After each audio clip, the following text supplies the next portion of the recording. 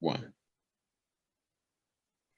Alrighty, welcome back, everybody. Welcome to Born Again Thugs presents the Melanites number one, and I'm here with Samax. We're going to be chopping it up a little bit about our experiences working on the Melanites comics, some of the earlier ones that are on the web now. And Samax, I know the first one we did was this one-page comic. I think I just called it Born Again Thugs, in fact. And Yeah. it was basically just a one-pager kind of looking at the philosophy behind Born Again Thugs. So how was it? How was your experience working on that? Yeah. So I had already did some like t-shirt designs and other stuff with Tiger. So this was the first chance that I got um to work on a comic. Mhm. It was a short, like a one-page comic. And basically the what it was like, this guy's going through his life and he's getting called the thug by everybody. Like his mom Right. calls him a thug, the police get him down on the ground, call him a thug. He's minding his own business. The white Right. lady tucks her purse and calls him a thug. And then it's like, can a thug be born again? Can they have like a Hmm. spiritual awakening or whatever? Right. Um, and it was a fun kind of comic that was like a conversation starter. That was my experience. Like whenever after we put it on Facebook and I was just sharing it with people like, oh, here's something I did. Hmm. It was like a conversation starter that got people to want to talk about, you know, what was going on. And of course I was like, yeah, you got to wait. But it was really I enjoyed doing it. I mean, like short Hmm. comics like that, it's very and where for the most part there's characters that I'm just drawing who are every character was kind of uh, a prototype, like the old Hmm. lady. So I mean, like I probably just drew an old lady from memory or whatever, and drew a cop, Hmm.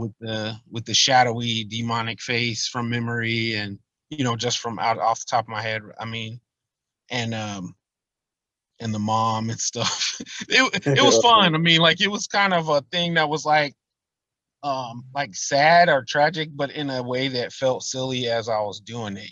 So it was Yeah. fun. I wasn't like drawing like, oh, this is so sad or whatever. Like I was having fun making the Yeah. people mean and I unnecessarily remember bad. you mentioned that. I remember when I came up with the comic, and it was born out of conversations with Tiger about, Mhm. the philosophy behind Born Again Thugs. And I put it together. And I think when we were working together on it, I don't think I really made any like deep character bios or anything like that. I kind of just Right. said, okay, old lady, a cop. And that's one of the things. It made things easy knowing I was working with you, because I knew I trust your judgment on character design, so I can Hmm. go in there and just say, okay, it's a cop, or it's a mom, it's a white lady, a racist white lady, or whatever. Or and even the main dude, I think maybe I did a short bio, but it wasn't that detailed because I knew, you would fill in the gaps or whatever. So that Right. made it easy and fun for me. Well, I mean, and that's again, like I had done some stuff with Tiger, not comics, but just kind of character designs and stuff like that. And I had Hmm. worked with you on comics before, so I already knew like I had like carte blanche to kind of create characters on the page and make them rich. Like I put, the dude in a uh like the clothes that they had on. I think I put a Jordan jersey on like a throwback Yeah. on dude, or like how I drew people, or what setting it was in if it didn't say, Hmm. things like that. I knew that I had like the carte blanche to just make it as rich as possible. um when you make comics, like what you want is to come out with something where there's the story that's being told, and then also like a lot of implications of more ideas and things that might be going on otherwise, so that Hmm. people can make their own, uh, implications and make their own story up, like backstory for different characters. One of the fun things that happens working on comics with people is that I'll make a background character interesting enough that the writer will grab that character and say, yeah, I want to do some more with that character back there. Right. Or this person who was going to be a throwaway and not appear anymore becomes a recurring character Mm-hmm. because the way that I draw them makes the writer go, you know what, I can use that and I can Mm-hmm. bring it back and do something else with it. So um, that kind Yeah, of stuff is and what speaking is. of that, oh, Mhm. sorry, go ahead. I was just saying that's kind of those are the opportunities that I look for, or I think that like the way that I draw a character might cause that to happen. So I Yeah, always make sure that every character on the page I make them look have something to them. yeah, that's what's up. And speaking of that, it reminds me that this concept, the Melanites, it has a lot of cool characters. Tulit, Black Ice, one of my favorites, Hood. And that brings us to the art contest that we're having. And for some of you who don't know, we are having a art contest to support the Melanites #1. So if you like those characters as much as we do, enter that contest, give us your rendition of those characters, and you might win some really cool prizes. So Max, what can you tell us about the art contest so far? Right. So there's a couple of things that I really want to reiterate with everybody is the deadline for art is the 14th of next month, January 14th. Mhm. So get started. But before so I know a lot of people gonna put it off.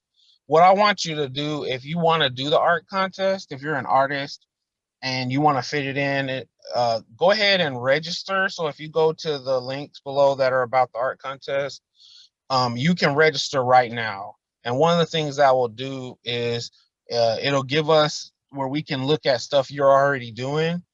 And I'm gonna be sharing some of that stuff on our social media channels of the people who are just entering the contest.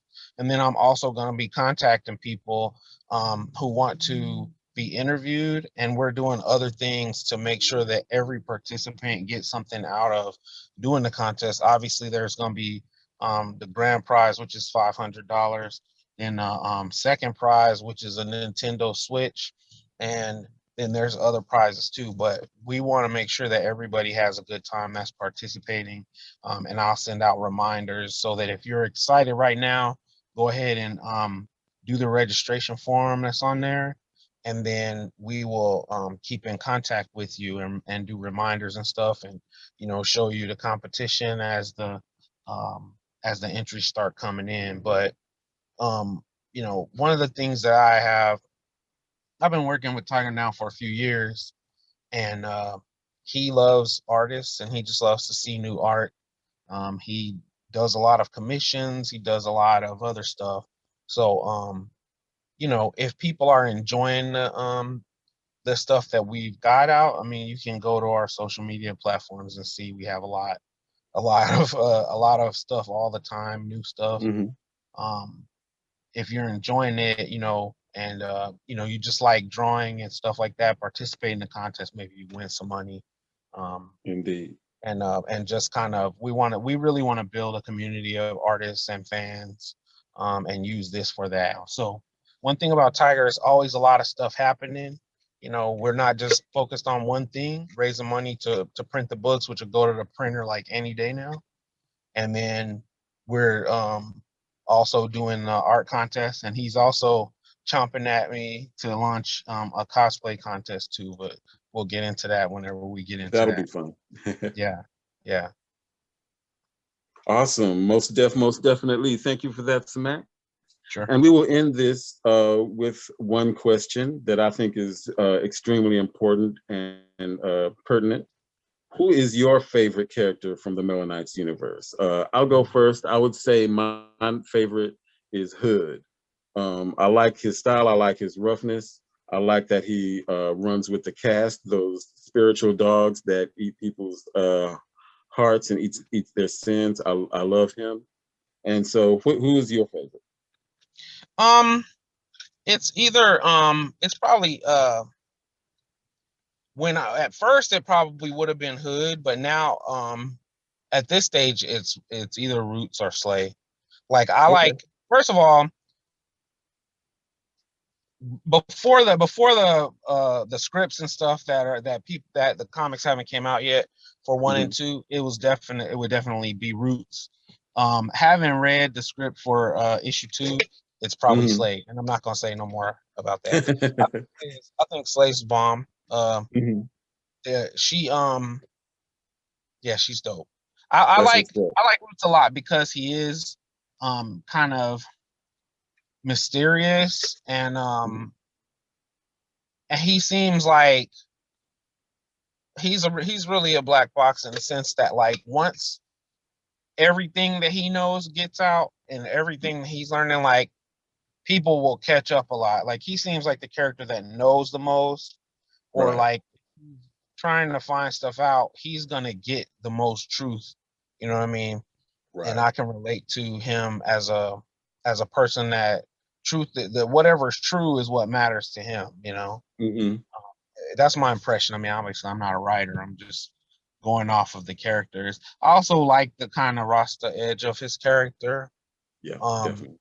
But I really like but like I said, you know, Slay, I drew the Slay in the Hood comic, and so I really got attached to Slay and Hood from drawing that. But then, like, the characters went through some redesigns after I drew that comic, and now I like Slay even more than when I drew it. So I like her a lot. Yeah, so I narrowed it down to 2. I'm not gonna add more back in because I kind of want to add more in, but I like the characters. It's one of those, having sat with the characters and stuff, and then seeing other people interpret the characters after I worked on them is really fun. So that's one of the things, like, I'm excited about the art contest, to just see how do people grab onto like the different things and then interpret the characters. So I'm hoping a lot of people jumped on that. Indeed. That's what's up. Well, thank you for that, Samax.